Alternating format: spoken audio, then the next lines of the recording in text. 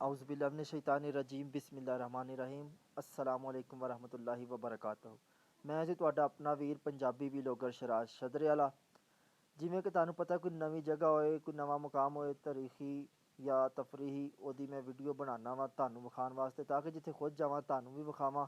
ते अज मैं मौजूद हाँ झील नसरुल्ला ते, जिथे आके अगे रस्ता खत्म हो जाता है, अगे जाने का रस्ता ही नहीं है। यह आखिरी झील है, झील नसरुल्ला, जिहड़ी तुसीं पहले नहीं वेखी। तुसीं झील सैफुल मलूक वेखी होएगी, झील जिहड़ी आंसू झील वेखी होएगी, चश्मा शफा, ग्लेशियर, पलोगा यह वेख्या होएगा, लेकिन झील नसरुल्ला पहले तुसीं नहीं वेखी होएगी। इस वास्ते अज मैं विखा रहा। मेरी कोशिश हुंदी जो मैं खुद वेखा वो अपने बेलियां नूं भी विखावां, ते इस वास्ते अज मैं वीडियो बना रहा वां।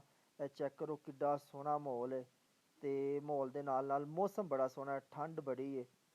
ये अगर मैं बोल रहा वां तो बड़ी मुश्किल बोल रहा, ठंड बहुत ज़्यादा। अगर चल के तो मैं पानी भी चैक करांगा, पानी कितना कुछ ठंडा है। हवा इन्नी ठंडी है, पानी भी बहुत ठंडा होएगा। तो पानी चैक करके मैं तुहानू दसना वा कि पानी कैसा है। मेरे हिसाब नाल बहुत ही ठंडा होएगा। ओहो बहुत ठंडा पानी है। मैं कहना जी हत्थ ठर गए, सुन्न हो गया हत्थ, हाले सिर्फ विच रखिया तो इन्ना ठंडा पानी। मैं तो परेशान हो गया, बर्फ़ ही पिघल के आ रही मेरे हिसाब नाल। तो बहुत ही ठंडा पानी है। तो जदों भी तुसीं इत्थे आओ झील नसरुल्ला ते लाजमी आना, जदों भी इत्थे आओ लाजमी आना।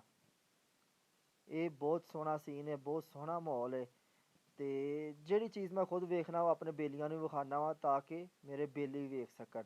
यह वेखो किड्डा सोहना माहौल है, पानी साफ सुथरा है, ते हवावां भी ठंडियां चल रही हैं। ते होर भी बहुत कुछ है, हुण मैं तुहानू की दस्सां, किनू किनू दस्सां ये राज दियां गल्लां। बहुत ठंडा पानी जे, बहुत ही ठंडा पानी जे। जे इत्थे आओ सैर सपाटा करो, पानी च ना हत्थ किते पा लैना, हत्थ सुन्न हो जांदा जे। कुछ टूरिस्ट आए ने, लेकिन इत्थे बहुत ही घट्ट आंदे ने। सिर्फ इस टाइम मैं कल्ला ही इत्थे मौजूद हाँ, ते वीडियो बना रहा वां अपने बेलियां वास्ते, ताकि मेरे बेली वेख सकन किड्डा सोहना नज़ारा है। जदों भी तुसीं आना है तो गड्डी वाले नूं कहना जी सानू झील नसरुल्ला ते लैके जाना है, क्योंकि झील सैफुल्ला तो थोड़ा ही अगे झील नसरुल्ला है। तो गड्डी वाले नूं तुसीं पहले कहना जी असीं झील नसरुल्ला ते भी जाना है, सानू झील नसरुल्ला ते लैके जाना है।